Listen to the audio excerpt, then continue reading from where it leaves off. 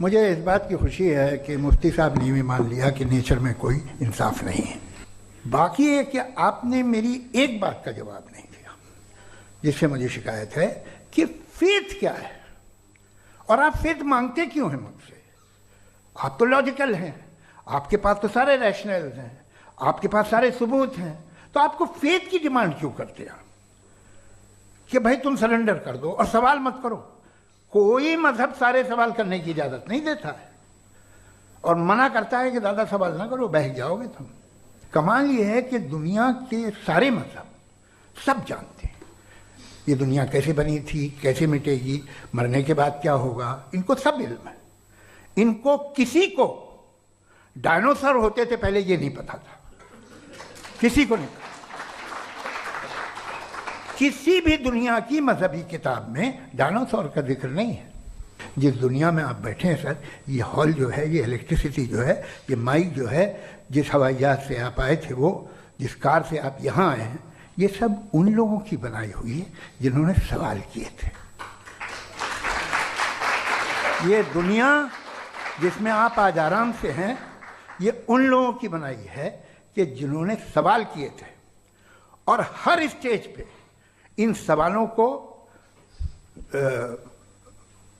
मकरूह कहा गया था, गलत कहा गया था। तो आज जो बातें आपके जहन से बिल्कुल परे हैं और आप हैरान होते उन्हें देख के, एक वक्त आएगा कि मामूली लगेंगे। और हुआ है, आपकी इंसानी तारीख ही है। इतनी जल्दी सारे फैसले आप मत कर लीजिए, थोड़ा ये ह्यूमिलिटी रखिए कि भाई ये हमें नहीं मालूम। ये कहने में क्या आ रहा है? ये यूनिवर्स कहाँ तक फैली, ये कब से है और कब तक रहेगी, हमें नहीं मालूम। आपने फैसला कर लिया कब बनी। ये आपके हिसाब से कोई 14 बिलियन ईयर्स बनी जो समझा जाता है। उससे पहले हजारों करोड़ों अरबों साल तक खुदा बैठा क्या कर रहा था? खामोश बैठा था, ऐसे ही जमाइयाँ ले रहा था।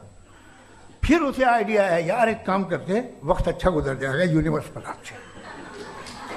सोचिए, तो हम अपनी जहालत से लड़े, उसकी परस्तिश न करें। Thank you so much.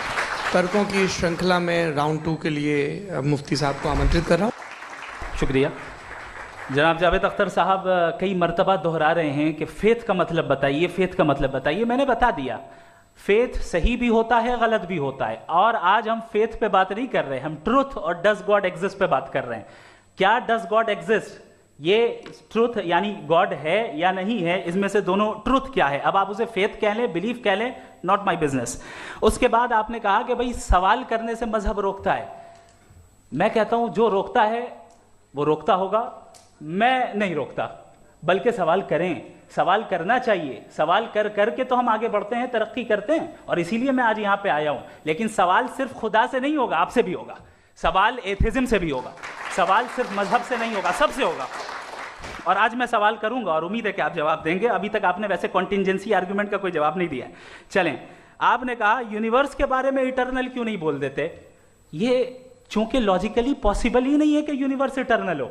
Universe एक कॉन्टिंजेंट चीज है जो टाइम एंड स्पेस के पाबंद है, टाइम एंड स्पेस से बाउंड है। जो टाइम एंड स्पेस से बाउंड होगा वो कॉन्टिंजेंट होगा, जो कॉन्टिंजेंट होगा वो उसकी बिगिनिंग हुई होगी, जिसकी बिगिनिंग हुई होगी वो इटर्नल नहीं हो सकता। ये तो कॉमन सी बात है। आपने कहा कि किसी मजहबी किताब में डायनासोर का जिक्र नहीं है। अफसोस कि आज तक किसी मैथमेटिक्स के किताब में मुझे डायनासोर का जिक्र नहीं मिला। तो इसका मतलब मैथमेटिक्स की किताब बेकार है? नहीं, उसका वो टॉपिक नहीं है। रेवलेशन का और मजहबी किताबों का टॉपिक ये नहीं है कि आपको आके बताए साइकिल कैसे बनाते हैं, या आकर ये बताएं कि जो है डायनासोर कब था। वो तो मोरालिटी सिखाने आया है, गॉड के बारे में बताने आया, नॉन फिजिकल रियलिटी की हकीकत को सिखाने के लिए आया। रिलीजियन साइंस को रोकता है? नहीं रोकता। अगर रोकता है तो गलत करता है।